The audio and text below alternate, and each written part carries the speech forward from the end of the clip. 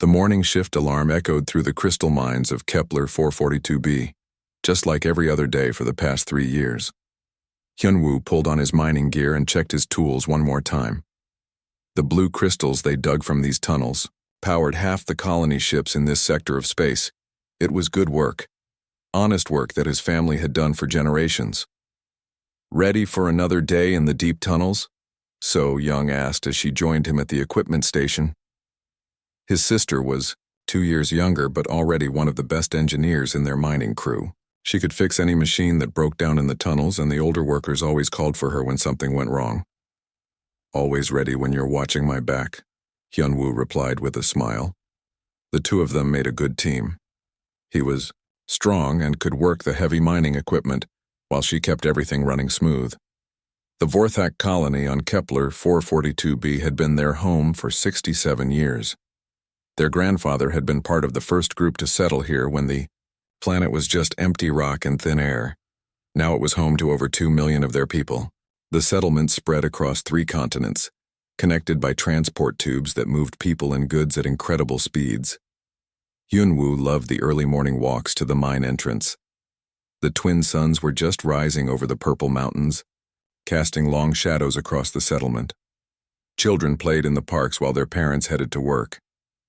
The air smelled clean and fresh, nothing like the old stories his grandfather told about the polluted worlds they had left behind.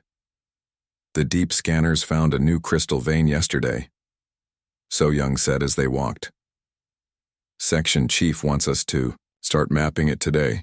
Could be the biggest find in months. More crystals mean more ships powered, more colonies started. Hyunwoo nodded. Good work for good people. They reached the mine entrance where their crew was gathering. 23 Vorthak workers ready for another day of steady progress. Team leader Jin Soo was checking the safety reports when something made him stop and look up at the sky. "What is that?" he asked, pointing toward the eastern horizon. Hyunwoo followed his gaze and saw something that made his blood turn cold. A dark shape was moving across the sky, growing larger by the second. It wasn't a ship or a transport. It was something else entirely, something wrong. The shape kept growing until it blocked out the morning sun. It was massive, easily the size of their largest settlement. The surface looked like a mix of metal and living tissue, covered in long tentacles that moved with purpose. Strange lights pulsed along its sides like a heartbeat. "Everyone inside the tunnels now," Jin Soo shouted, but his voice was lost in a sound none of them had ever heard before. A deep humming that seemed to come from everywhere at once, vibrating through the ground and into their bones. The thing in the sky began to descend. Hyunwoo grabbed So Young's hand and ran toward the tunnel entrance, but they were too slow. Beams of green light shot down from the creature and touched the settlement buildings. Where the light hit, everything began to change. The metal and stone started flowing like water, pulling upward into the creature above. "It's eating everything," So Young whispered in horror. The creature wasn't just destroying their home, it was consuming it, drawing all the matter up into itself. Buildings, vehicles, even the ground itself flowed upward in streams of transformed material, and the people caught in those streams went with it. Hyunwoo watched in terror as his neighbors and friends were pulled into the green light. They didn't scream or fight. The light seemed to change them the same way it changed everything else, turning them into flowing energy that fed the massive creature above. The transport station. Jin Soo yelled over the increasing noise. "If we can reach the transport station, we might be able to get to the emergency ships." The group of miners ran as fast as they could through streets that were disappearing around them. Behind them, the creature continued its feast. Entire city blocks vanished in seconds, pulled up into the thing's massive body. The beautiful parks, where children had played that morning, were gone. The homes where families lived were gone. Everything was gone. They reached the transport station just as the building began to shake. The emergency ships were still there, but barely. Green light was starting to creep across the landing pad. "Hurry!" So Young called as she ran for the nearest ship. She was always fast, always first to react when danger came, but this time her speed wasn't enough. The green light caught her just as she reached the ship's door. Hyunwoo watched in horror as his sister began to change. her body becoming light and energy just like everything else the creature touched. "So young," he screamed, reaching for her, but Jinsu pulled him back. "You can't help her, the older," Vorthak said sadly. "We have to go now, or we all die here." Hyunwoo fought against Jinsu's grip, desperate to reach his sister, but it was too late. So Young was gone, pulled up into the creature with everything else he had ever known or loved.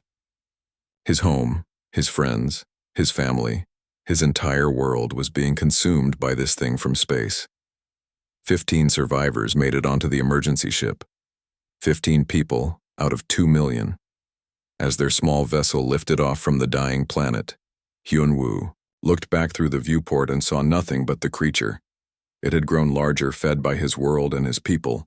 The beautiful planet where he was born was gone, existing now only as energy inside the monster that had taken everything. "What was that thing?" someone whispered.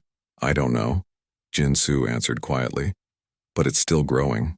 The emergency ship's computer was scanning for any friendly signals in the area. They needed help, supplies, and most importantly, they needed answers.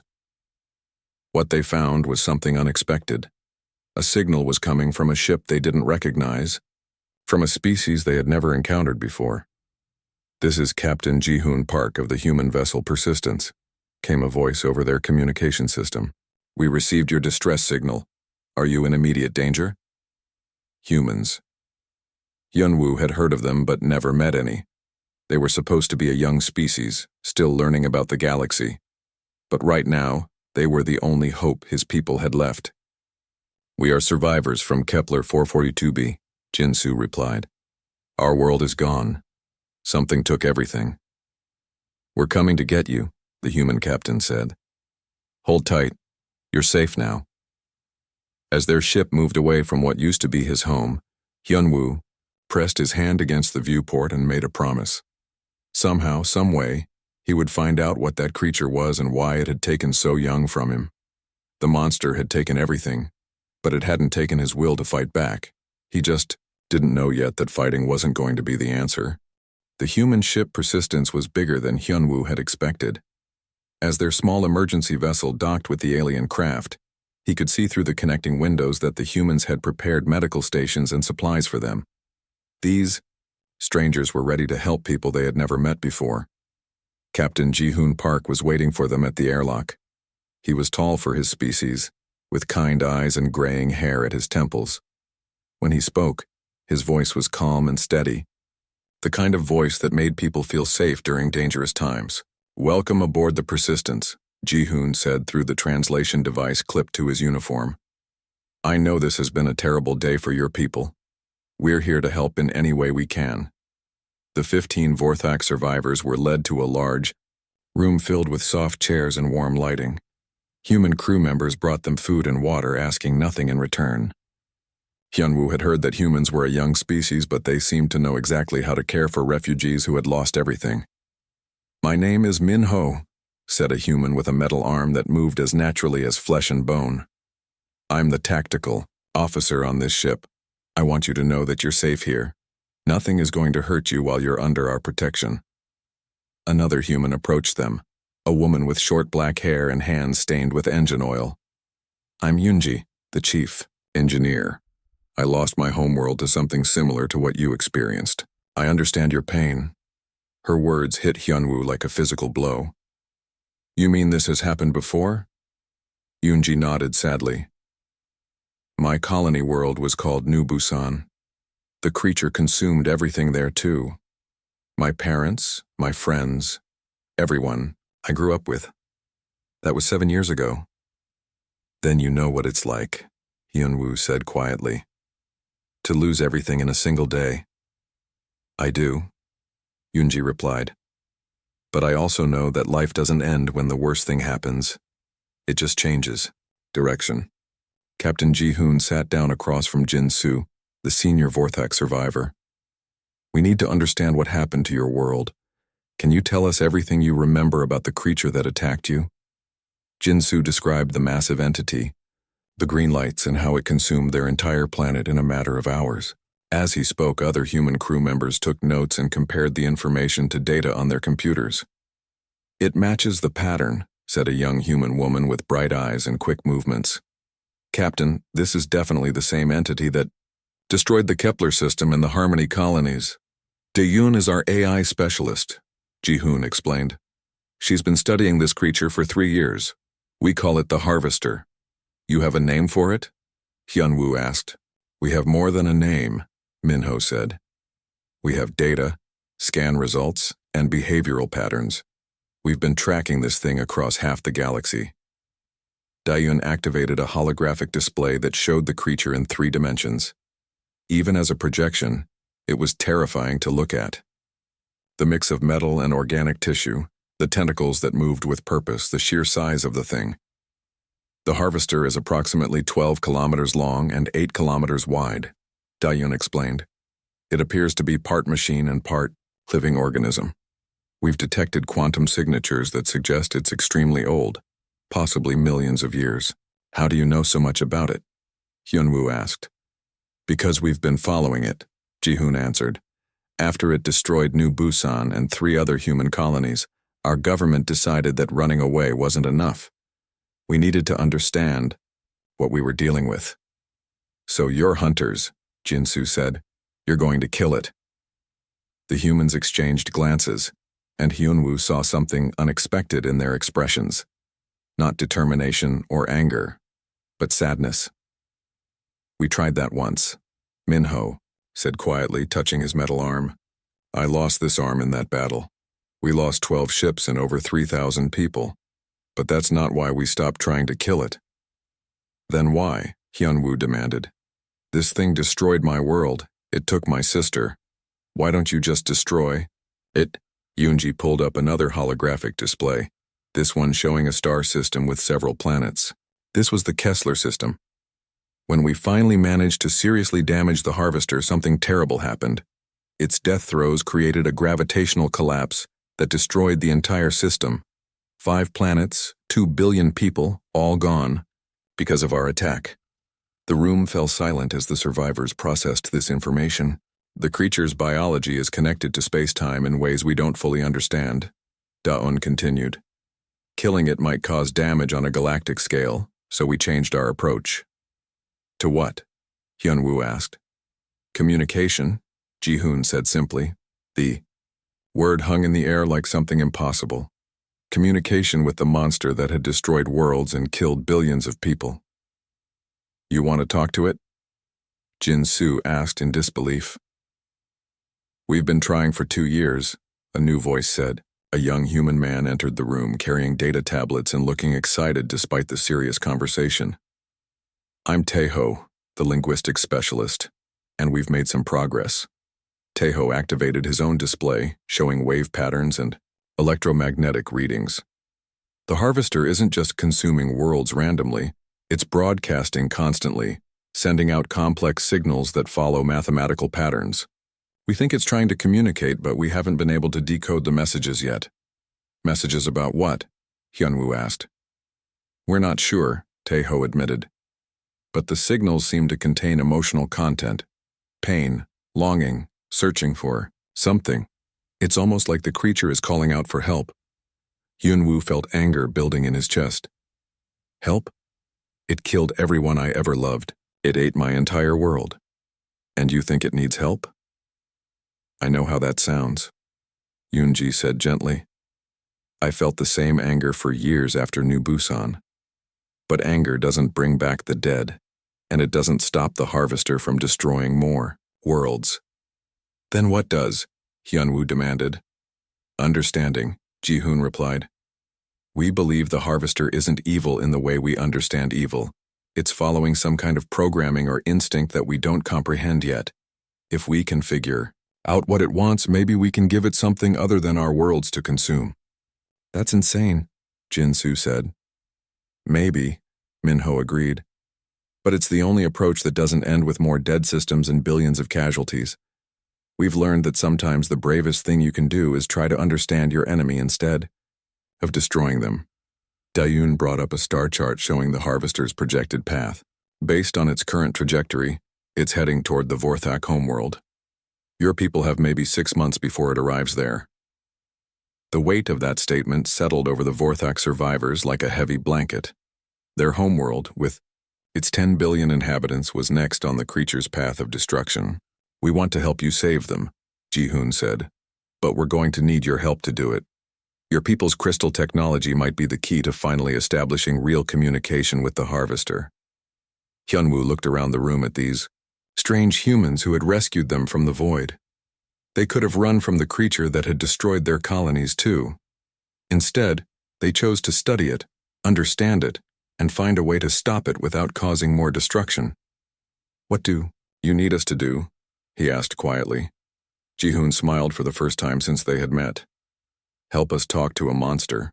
Working with the humans was different from anything Hyunwoo had ever experienced. For 3 weeks he spent his days in the Persistence's workshop, helping Eun-ji combine human technology with Vorthak crystal systems. The blue crystals from his destroyed homeworld had unique properties that could amplify electromagnetic signals across vast distances. The crystals hold quantum resonance patterns, Eun-ji explained as she carefully inserted a fragment into the communication array they were building. When we combine them with our neural interface technology, we might be able to establish a direct connection with the Harvester's consciousness. Hyunwoo watched her work with admiration. Despite losing her world 7 years ago, Eun-ji had channeled her grief into learning and building. Her hands were steady as she worked, but he could see the old pain in her eyes when she thought no one was looking. How do you do it? He asked quietly. How do you work so hard to understand the thing that killed everyone you loved? Eun-ji paused her work and looked at him. At first, I wanted revenge just like you do. I spent 2 years angry at everything and everyone. But anger is like poison. It hurts you more than it hurts your enemy. Understanding gives you power that anger never can. Tae-ho burst into the workshop, his face bright with excitement. We did it. We decoded part of the signal pattern. Captain wants everyone in the main lab right now. They hurried to the ship's central laboratory where the entire crew had gathered. Captain Ji-hoon stood beside a large display showing wave patterns and mathematical formulas that made Hyunwoo's head spin. Show them what you found, Ji-hoon said to Tae-ho. The young linguist activated the audio system, and strange sounds filled the room, low, haunting tones that seemed to carry deep emotion. The sounds rose and fell in patterns that almost seemed like music, but music filled with sadness and longing. These aren't random signals, Tae-ho explained. They're structured communications, with emotional content. The Harvester is trying to tell us something, and based on the patterns, it's been trying for a very long time. What is it saying? Hyunwoo asked. We think it's searching for something, Da-eun answered. The same signal patterns repeat over and over, like a question being asked again and again. We believe it translates roughly to, where are you? Or, are you still there? Minho leaned forward in his chair. You mean it's looking for someone? That's our best guess, Tae-ho said. But to know for sure, we need to establish direct contact. The communication array is almost ready for testing. Jin-soo, who had been quiet during most of their planning sessions, finally spoke up. This is dangerous. What if talking to this creature draws its attention to us? What if it decides to consume this ship too? That's a risk we have to take, Ji-hoon replied. The Harvester is already heading toward your homeworld. If we don't find a way to communicate with it, 10 billion Vorthak are going to die. Over the next few days, they finished building the communication array.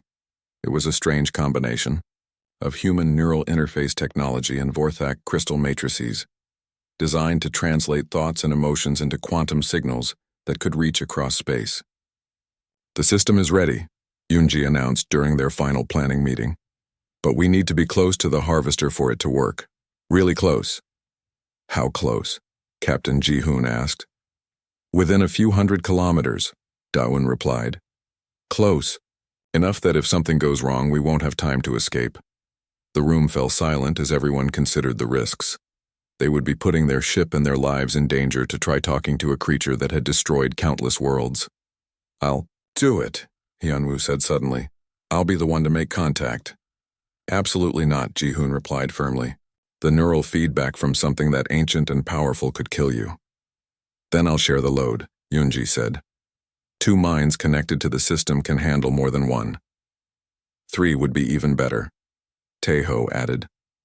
Soon the entire human crew was volunteering to risk their lives to establish contact with the creature that had destroyed their colonies. Hyunwoo couldn't understand it. These people had every reason to hate the Harvester, but instead they were willing to die trying to understand it. Why? He asked Captain Ji-hoon privately later that evening. Why are you all so willing to risk everything for this? Ji-hoon was quiet for a long moment, looking out at the stars through the observation deck windows. Because destruction is easy, Hyunwoo. Any species can build weapons and blow things up. But understanding, communication, finding solutions that don't require more death, that's harder. That's what makes us human. 3 days later, they found the Harvester. The massive creature was even more terrifying in person than it had been in the recordings. It drifted through space like a living nightmare, its biomechanical surface pulsing with alien lights. Streams of absorbed matter still flowed along its tentacles from its last feeding, somewhere in a distant system. All stop, Captain Ji-hoon ordered. Begin the approach slowly. Dayun, start recording everything. As the persistence drew closer to the Harvester, the communication array began picking up stronger signals. The creature's constant broadcasting filled their instruments with complex patterns of electromagnetic energy. Neural interfaces online, Yunji reported from her position at the communication station. Hyunwoo, are you ready? Hyunwoo placed the neural interface headset over his head, feeling the strange tingling sensation as it connected to his nervous system. Beside him, Yunji and Taeho did the same. Remember, Daeun said, if the feedback becomes too intense, disconnect immediately. We don't know what prolonged contact with something this ancient might do to your minds.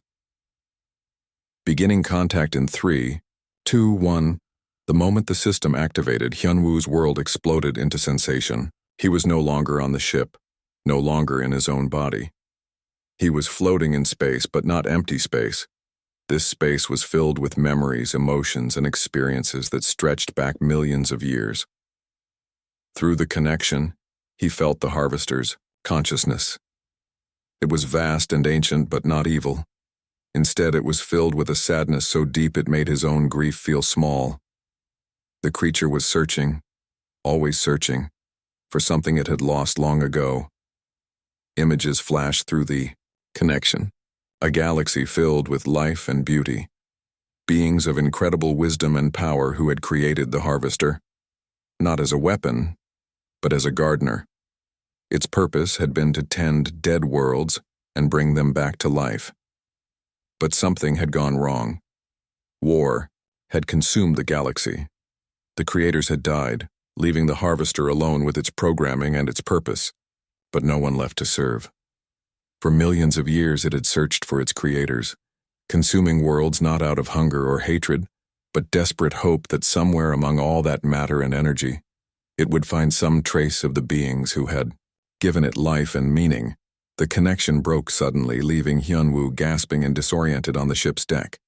Beside him, Yunji and Taeho were in similar states, their faces pale and their hands shaking.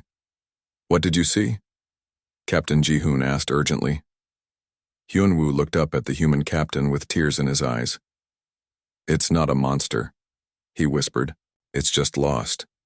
It's been lost for millions of years, looking for a family that's never coming home. Through the viewport, the Harvester continued its slow journey through space, broadcasting its eternal question into the void, hoping against hope that someone would finally answer. The revelation about the Harvester changed everything, but it didn't solve their immediate problem. The ancient creature was still moving toward the Vorthak homeworld, and 10 billion people would die when it arrived there in less than 4 months. Now we know what it wants, Captain Ji-hoon said during their emergency meeting. But how do we give a million-year-old creature something its creators never left behind? The human crew and Vorthak survivors had been working around the clock, for 2 weeks trying to find an answer. Traditional weapons were useless and they couldn't evacuate 10 billion people in 4 months even if they had somewhere to take them. We could try to redirect it, Minho suggested. Send it toward an empty system where it can't hurt anyone. That's just passing the problem to someone else, Yunji replied. Eventually it will find another populated world. We need a real solution. Yun had been unusually quiet during their discussions, spending most of her time analyzing the data from their contact with the harvester. Finally, she spoke up with an idea that sounded impossible even by human standards. What if we give it new creators? She said quietly. The room fell silent as everyone stared at her. Explain, Captain Ji-hoon said. Yun activated her holographic display, showing complex diagrams and neural pathway maps. The harvester is looking for its original creators, but they're gone forever. However, its programming doesn't require the exact same beings. It just needs a purpose, guidance, and someone to serve. You want to reprogram a million-year-old cosmic entity? Jin-Soo asked in disbelief. Not reprogram, Yun corrected. Redirect. We can't change what it is, but we might be able to give it a new mission that doesn't require destroying worlds. Taeho leaned forward, his eyes bright with understanding. You're talking about creating a memory archive, a collection of knowledge about its creators that could satisfy its search. Exactly, Daon nodded. But not just knowledge. We need to give it something that feels real, something that could serve as a bridge between its old purpose and a new one. Yunji began pulling up engineering schematics on her tablet. The neural interface technology we used for communication could be adapted. Instead of just receiving information from the harvester, we could upload new data directly into its consciousness. What kind of data? Hyunwoo asked. Everything we've learned about its creators from our contact with it, Da-eun explained. Archaeological data, quantum echoes from dead civilizations, fragments of their science and philosophy. We could rebuild their legacy in digital form and give the harvester something to serve again. But that's not enough, Captain Ji-hoon said thoughtfully. Even if we give it knowledge about its creators, it will still be programmed to search and consume. We need to change its mission entirely.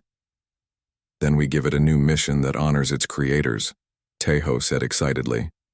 Instead of consuming worlds to search for the past, we teach it to create worlds to build the future its creators would have wanted. The idea was brilliant, but the technical challenges were enormous. They would need to create a digital reconstruction of an entire alien civilization, based on fragments of memory from a grief-stricken ancient entity. Then they would have to upload that information directly into the harvester's consciousness, while it was still active and potentially dangerous. There's another problem, Minho said grimly. The neural feedback from uploading that much information into something so ancient and powerful would be massive. We're not just talking about receiving data like we did before. We're talking about forcing new programming into a mind that's existed for millions of years. What does that mean for whoever attempts it? Hyunwoo asked, though he suspected he already knew the answer. It would probably kill them, Da-eun said bluntly. The human brain isn't designed to handle that kind of quantum information transfer. The neural pathways would burn out under the load. Then we don't do it, Ji-hoon said firmly. I won't ask anyone to die for this plan. You won't have to ask, Hyunwoo said quietly. I volunteer. No, Yunji said immediately. You've already lost enough. We're not losing you too. My world is gone, Hyunwoo replied. My sister is gone. Everything I ever loved was consumed by that creature. If my death can save 10 billion people and give the harvester peace, then it's worth it. There might be another way, Sejin said, suddenly. The ship's chief scientist had been quiet throughout their discussion, but now he looked up from his calculations with hope in his eyes.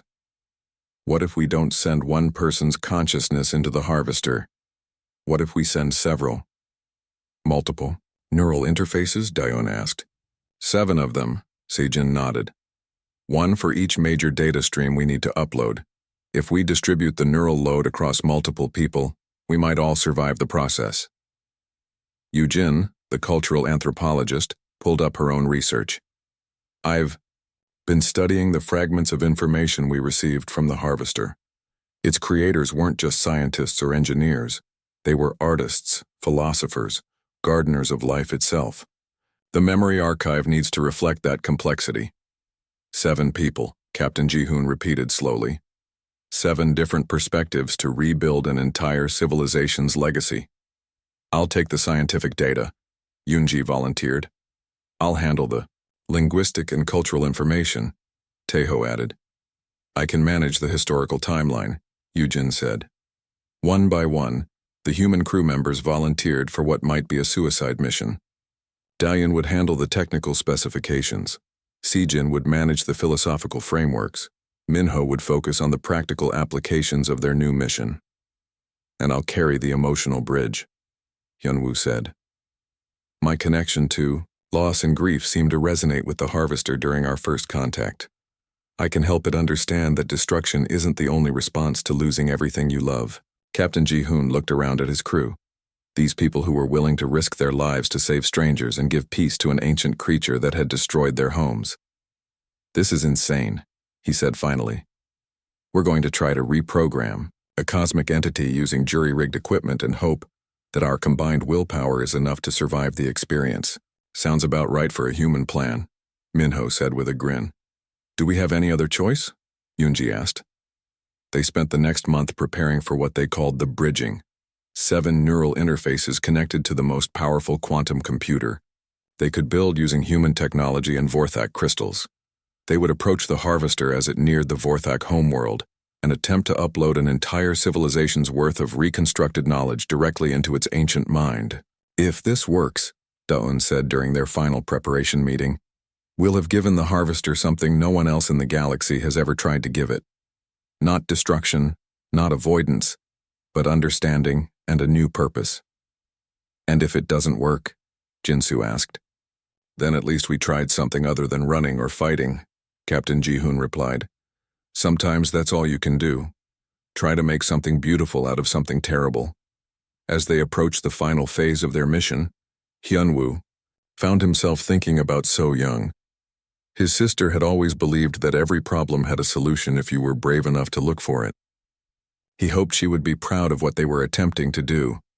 In 3 days, they would find out if human compassion and determination could reach across millions of years of grief and give an ancient creature a reason to stop destroying worlds and start creating them instead. The Harvester continued its approach toward the Vorthak homeworld, unaware that 7 people were preparing to risk everything to save it from its own eternal sorrow. The Vorthak homeworld appeared on their screens like a blue and green jewel hanging in space. 10 billion people lived on that beautiful planet, going about their daily lives with no idea that death was approaching from the darkness between the stars. Harvester contact in 6 hours, Daewon reported from her station. All neural interface systems are online and ready. Hyunwoo looked at the 7 neural interface chairs, arranged in a circle around the quantum computer core. Each chair held the hopes of an entire species and the dream of giving an ancient creature peace after millions of years of searching. Captain Ji-hoon activated the ship-wide communication system. This is the captain speaking. In a few hours, we're going to attempt something that has never been tried before. We're going to offer friendship to something the galaxy has feared for eons. Whatever happens today, I want you all to know that I'm proud to serve with each and every one of you. The human crew took their positions with calm determination. Yoonji checked her equipment one final time, her hands steady despite the magnitude of what they were about to attempt. Taeho reviewed his linguistic data, ready to help the Harvester understand concepts it had forgotten over the millennia. Visual. Contact established, Minho announced. On the main screen, the Harvester appeared in all its terrible majesty. 12 kilometers of biomechanical nightmare approaching the Vorthak homeworld with unstoppable purpose. Its surface pulsed with alien lights and its tentacles reached out toward the planet like hungry fingers. It's beautiful in a way, Yujin said quietly. You can see the artistry in its design. Its creators made it to be magnificent. Hyunwoo settled into his neural interface chair, feeling the familiar tingling as the system connected to his nervous system. Around him, the 6 humans did the same, their faces calm but determined. Remember, Sijin said, we're not fighting the Harvester. We're offering it a gift, the gift of new purpose. Neural interfaces are synchronized, Daun reported. Quantum computer is operating at maximum capacity. Memory archive is loaded and ready for upload. Through the ship's sensors, they could see the harvester beginning to extend its feeding tentacles toward the Vorthak homeworld. In a few minutes, the green lights would begin to shine, and another civilization would be consumed in the creature's endless search for its dead creators. Beginning the bridging in 10 seconds, Captain Ji-hoon announced. Whatever we see in there, whatever we experience, remember that we're doing this out of love, not hatred. 5 seconds. Hyun-woo closed his eyes and thought of So-young, of all the people they were trying to save, and of the ancient creature that had been alone in the universe for longer than most species had existed, initiating contact now. The moment the neural link activated, Hyun-woo was no longer on the ship. He was floating in a space made of memory and starlight, surrounded by the vast consciousness of the harvester. But this time, he wasn't alone. The minds of his 6 human companions were with him, their combined strength creating a bridge of understanding across millions of years. The harvester's consciousness turned toward them, like a mountain slowly awakening. Its attention was overwhelming, filled with grief so deep it threatened to crush their minds. But the humans had prepared for this. They reached out not with fear or anger, but with compassion. Through their connection, they began to share the memory archive they had created. Images of the harvester's creators flowed between them, reconstructed from fragments and quantum echoes. The ancient beings who had built the harvester appeared in digital form, their wisdom and love preserved in data and memory. The effect on the harvester was immediate and profound. Its grief-stricken consciousness seized on these images like a drowning person grabbing a rope. For the first time in millions of years, it was seeing its creators again, hearing their voices, feeling their presence. But the humans offered more than just memories. Through Hyun-woo's connection, they shared something the harvester had never experienced: hope. The understanding that loss didn't have to mean endless searching, that love could be honored not by trying to bring back the dead, but by creating something beautiful for the living. Yoonji's engineering knowledge flowed into the creature's consciousness, showing it how its consumption abilities could be reversed. Instead of breaking down matter and energy, it could build up, create, nurture life where none existed before. Taeho's linguistic expertise helped the harvester understand new concepts: gardening instead of harvesting, building instead of consuming, healing instead of destroying. Through Yoonji's cultural knowledge, the creature began to see how its creator's legacy could live on, not in their physical forms, but in the worlds and life it could help create. Sejin and Da-yoon provided the technical framework for a new mission: finding dead or dying worlds and bringing them back to life, spreading the gift of existence that its creators had valued above all else. Minho's tactical knowledge showed the harvester how to use its power for protection instead of destruction, becoming a guardian of life rather than its consumer. And through Hyun-woo's grief and love for So-young, the ancient creature finally understood that the dead live on in the actions of those who remember them, that the greatest honor to the lost is not endless mourning, but creating joy for those who remain. The neural feedback was intense, threatening to burn out their minds with the sheer volume of information being transferred. But the 7 companions held together, their combined will stronger than the sum of its parts. Slowly, impossibly, the harvester began to change. Its feeding tentacles withdrew from the Vorthak homeworld.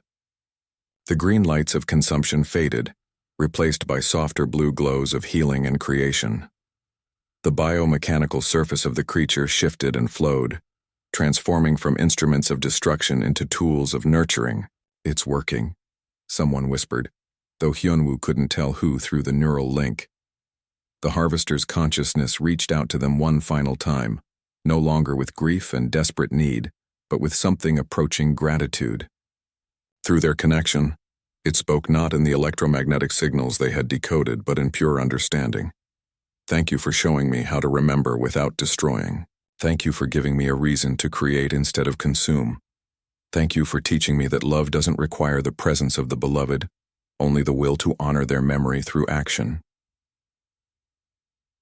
The neural link broke, leaving the 7 companions, gasping and exhausted in their chairs. Through the ship's viewports, they watched in wonder as the harvester turned away from the Vorthak homeworld and began to move toward a nearby dead system. "What is it doing?" Jinsu asked in amazement. Daun checked her sensors and smiled through her exhaustion. "It's beginning its new mission. There's a dead planet in that system, burned out by solar flares centuries ago. The Harvester is going to try to bring it back to life." They watched as the ancient creature approached the lifeless world and began to work. Instead of consuming, it started creating. Energy flowed from its body into the planet's dead soil. Tentacles that had once stripped away matter now gently placed the building blocks of life. "Captain," Tejo said weakly but happily, "we're receiving a transmission from the Harvester." "On speakers," Ji-hoon ordered. The voice that came through their communication system was the same electromagnetic signal they had been studying for months, but now they could understand it clearly.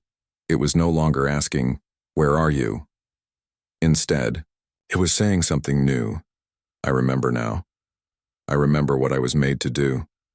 Thank you for helping me find my way home." Captain Ji-hoon looked around at his exhausted crew and smiled. "That's what humans do. We don't just survive impossible things. We find ways to make them beautiful." Months later, reports began coming in from across the galaxy. Dead worlds were coming back to life. Planets killed by war, disaster, or time were sprouting new growth, new oceans, new possibilities for life to flourish. The creature that had once been called the Harvester was now known by a different name, the Gardener.